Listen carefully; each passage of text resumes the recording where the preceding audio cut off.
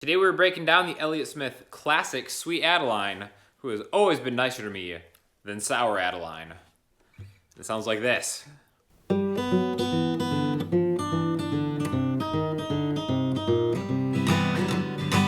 I've also heard people play it like this. Or this.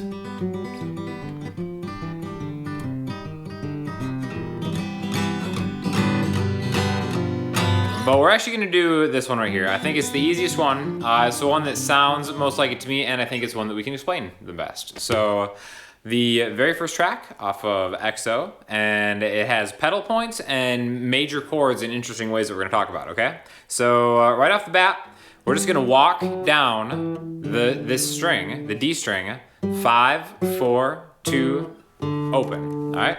Those are the first 4 notes. Now, these are the notes in the G major scale, okay? If we played the G major scale and just went backwards from a G, so the first note, the 7th note in the G major scale, the 6th note, and then the 5th note, that's what we'd get. We're descending from the root note to its 5th, a G to a D, okay? And what we're gonna do is we're gonna stick a pedal point in there, and what that is every other note is gonna be the same note, which is gonna be the open B string, okay? So we have 5D, open B, 4D, open B, 2D, open B, open D, open B. Now the relationship between these notes is actually pretty important. We start with a G, and like I said, we're walking backwards through the G major scale. The root note is 7th note, 6, 5, okay? The 3 notes that make up a G major chord are root note, its major 3rd, and its 5th. So we're already traveling from the root note to its 5th, but we want to sneak that 3rd, that major 3rd in there, so that's where that B string comes in handy. This is a really creative way to play a G major chord. We have a G, a B, and then we're kind of walking through the scale to get to the 5th, okay? So we have a 1, 3, 5 in the G major scale, played expertly, and a very cool arranged pattern. Now we're gonna get to the other parts of this, but I actually want to do something different to kind of showcase. This isn't how it's played, but I think it's a better way to kind of understand what's going on behind this riff. So if we played these 4 notes, but we did it on the A string. So the G on the A string is the 10th fret, okay? We're taking this, we're going backwards, the exact same notes, just on a different string, okay? We start with a note, it's a G, we go a half step down, just 1 fret. Then we go a full step down and a full step down, all right? So starting point, half step, full step, full step. To get to the next part of the song, we're gonna go a minor 3rd higher. A minor 3rd is always 3 frets on a guitar, okay? So we're kind of backing up everything we just did. We made our way from this G to this D note. We're going a minor 3rd higher than this, which places us on the 8th fret of the A string, which is an F. Same exact pattern. Now we're starting here, half step, whole step, okay? So you could think of this as going backwards through the F major scale, but it's actually B flat, which we'll talk about later too. But anyways, so we start on a G, do our interval walk down, our descending walk, go a minor 3rd higher. Where are we going from here? This is a C note, a minor 3rd higher from here.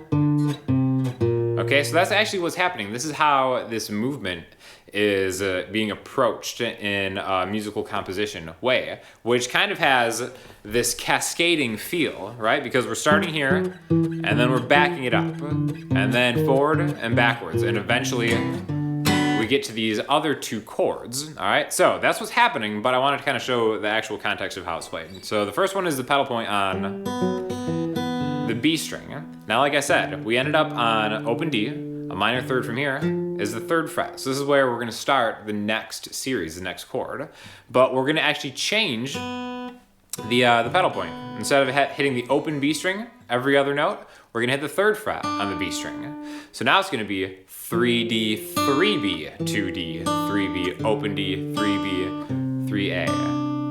Okay, so first one, open B, 3B.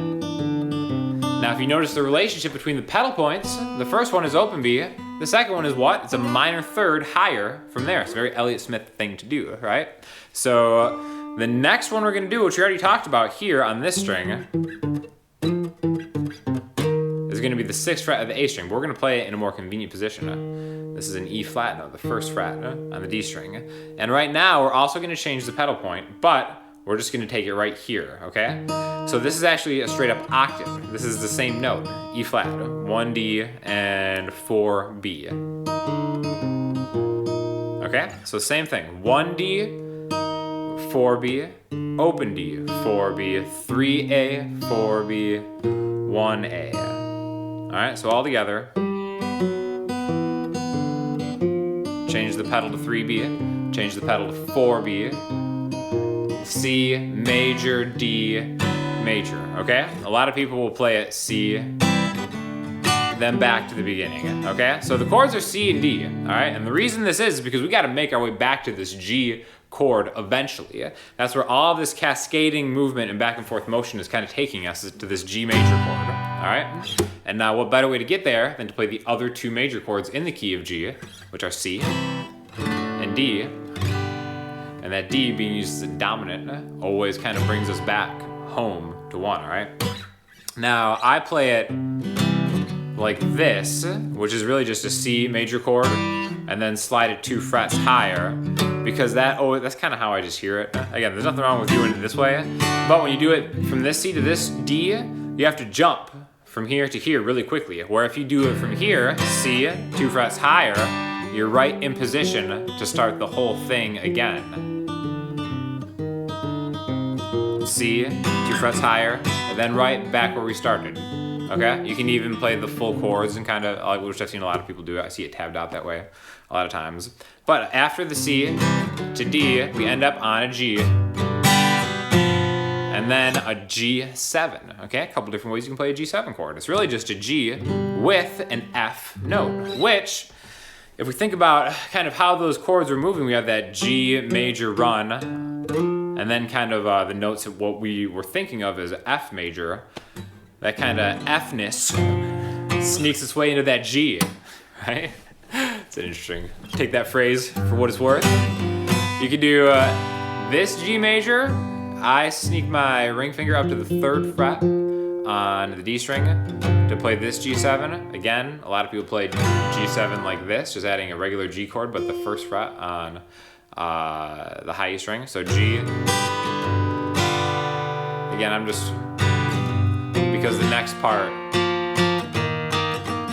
starts there. So again, there's a couple different ways to play it, but I think it's a really cool exercise in just how to maybe creatively play a chord differently. You know, this is just, we're just taking the G major scale and making something awesome out of it. And then kind of taking different chords, a minor 3rd up to like a B flat, and then walking through you know, what you could think of as the B flat major scale, even though there's a note in there that is kind of exclusive to F. So I don't want to get too far into the weeds of the theory on this, just kind of showcasing how these different chords, G to B flat, to E flat, to C, D, back to G, will lead you in there. And I'm also going to have another video that showcases a lot of what's going on here and comparing it to other Elliott Smith songs.